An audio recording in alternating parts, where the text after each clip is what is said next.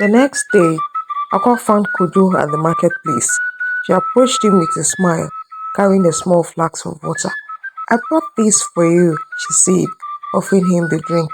Kojo smiled warmly, unaware of the darkness in Aqua's heart. Thank you, Aqua, he said, taking a sip. At first, nothing happened. Kojo handed the flask back to her and continued on his way. But later that evening, Aqua noticed something strange. Kojo seemed distracted, his usual calm demeanor replaced with a sort of restlessness. He still spoke to Amma, but there was something off about him. He seemed confused, unsure of himself. Aqua waited, hoping the spell would take effect, that Kojo would finally see her the way he had always seen Amma. But instead of love, the spell seemed to create chaos. As days passed, Kojo's behavior grew more erratic. He stopped visiting as often, and when he did, he seemed distant, as though something was troubling him deeply. The village began to notice. People whispered about how strange Prince had become, how he no longer seemed to be the same man who had once been so confident and sure of himself. Aqua, frustrated that the spell hadn't worked as she had hoped, decided to take matters into her hands. If she couldn't make Kojo love her, she could at least drive a wedge between him and Amma. She began spreading rumors about her sister.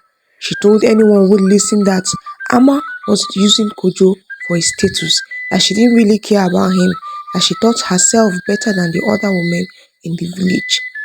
At first, no one believed her. Amma was known for her kindness and humility. But as the rumors spread, doubts began to creep into the minds of the villagers. People started to look at Amma differently, wondering if there was some truth to what Aqua was saying. Amma, unaware of her sister's betrayal, began to notice the change. People who had once greeted her warmly now gave her cold looks. She couldn't understand why. Even Kojo seemed distant, though she didn't know why his behavior had changed. Amma noticed how the village's warmth towards her had cooled. She didn't understand why people had become more distant. Once friendly faces at the market now looked away, and children who used to play at her feet scurried off when she passed by. It was subtle at first, but soon it was undeniable. Aqua, Amma asked one evening as they sat outside their home, "Do you think something's changed? People seem different." Aqua kept her eyes fixed on the ground, hiding the bitterness in her heart. "Maybe they have finally realized that being friendly doesn't mean they have to worship you," she said, her tone sharp. Amma was taken aback by her sister's harsh words. "What do you mean?" she asked, confused.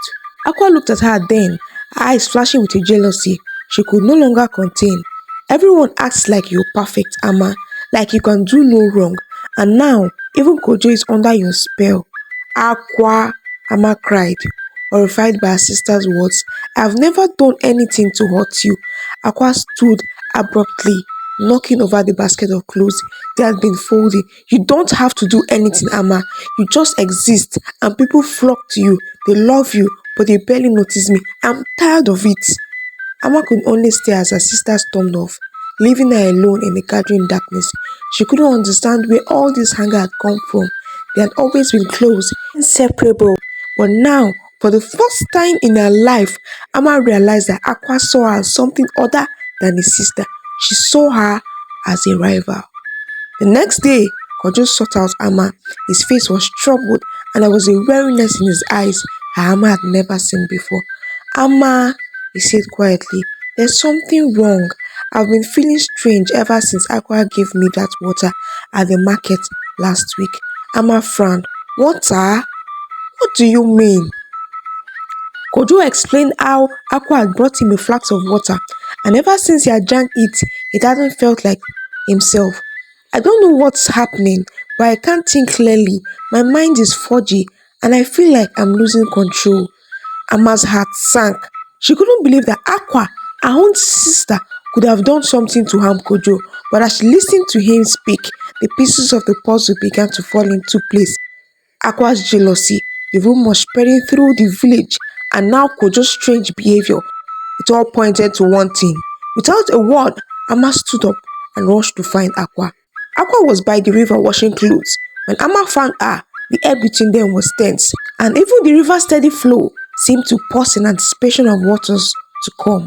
Aqua, Amma began, her voice tight with emotion. What did you do? Aqua didn't look up. I don't know what you're talking about. Kojo told me about the water you gave him. He hasn't been the same since. What did you give him, Aqua? There was a long silence. Aqua's hand stopped scrubbing, and she finally looked up at her sister. It was nothing, she said, though her voice trembled slightly. Just a little powder. Something the healer gave me. I thought it would make him love me. Aqua! Amma gasped, horrified. You can't force someone to love you. That's not how it works. You wouldn't understand. Aqua snapped, standing up, her face twisted with anger. You've never had to try. Everything just falls into your lap, and everyone loves you without you even asking. Amma shook her head, tears welling in her eyes.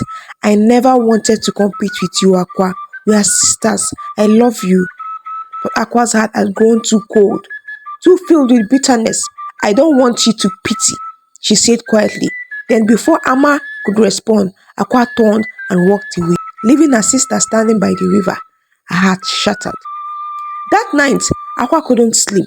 The weight of her action pressed down on her, but still she couldn't bring herself to admit that she had done wrong. In her mind, it was Amma who had taken everything from her. Unable to rest, Aqua wandered to the village well. The moon hung high in the sky, casting a silvery glow over the village. The well had always been a place of comfort for her, a reminder of the blessing her family had received from the gods. But tonight, it felt different, heavy, foreboding. As she stood by the well, staring into its dark depths, a strange feeling washed over her. The air was thick, the night seemed unnaturally still. She leaned over, peering into the well as if hoping to find answers in its waters. Then suddenly, her foot slipped.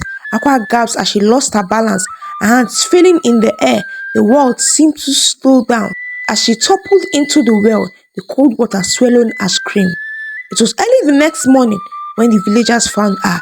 A group of children had gone to fetch water and saw her body floating in the well.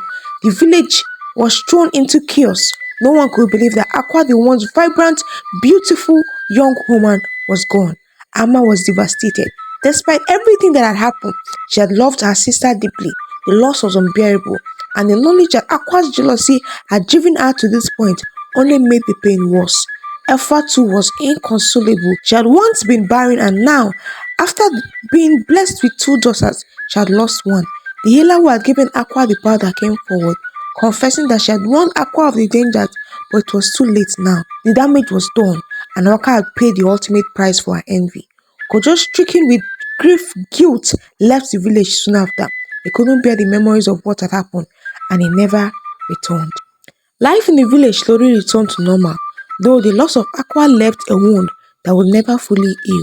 We will whisper about the tragedy, the story of the beautiful twin sisters, and the jealousy that had torn them apart. It became a cautionary tale told to children for generations. Amma, though heartbroken, tried to move forward.